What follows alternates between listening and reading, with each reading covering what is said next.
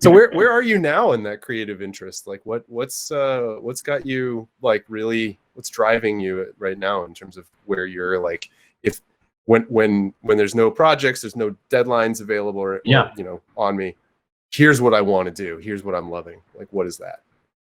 Yeah, I get excited about a really large backlog of ideas and unfinished things Sure. that I want to put out there. That's Yeah. what I get motivated to do. Sometimes when I'm actually doing those things, it's a little less satisfying, especially when, you know, you're like where I was saying, like all the extracurricular stuff that you have to do in order to make something presentable to the world can be kind of taxing to do. You kind of just wish. I mean, I guess I could just like make something and be like, here it is, but like it seems like, you know, it'll just kind of fall through cracks and no one will ever hear about it again. So, yeah, mentally, I'm kind of, you know, I'm in a place now where I no longer have like a really strong motivation to work on really large commissions and put myself through grueling kind of paces with things. I'm much more interested in, you know, finding ways to be social and help others and to work on pet projects basically. And to work on myself and, you know, work on my health and, you know, kind of do all the things that I neglected through my 20s, basically.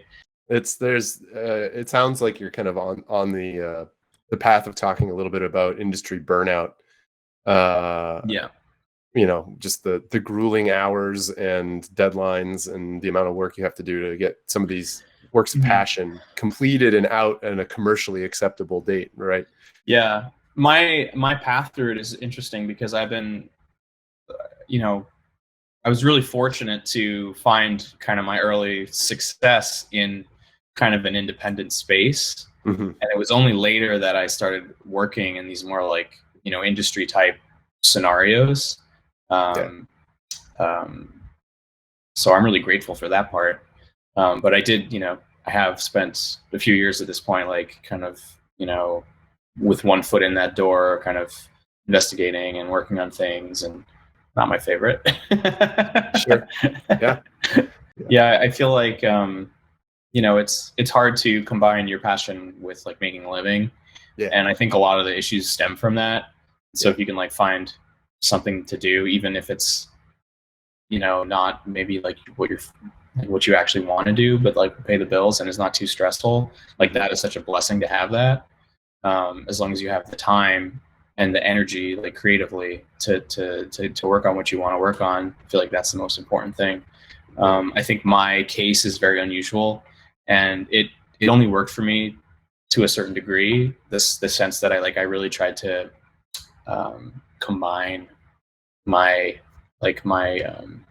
creative juices, my creative desires with like a career, and basically try to funnel them in the same direction. Right. And the way that I did that is by being very fluid and like, oh, I'm going to go this way now. I'm going to go this way now. And I'm going to sort of like conform to all of these different opportunities. And that was really great for a long time and very interesting.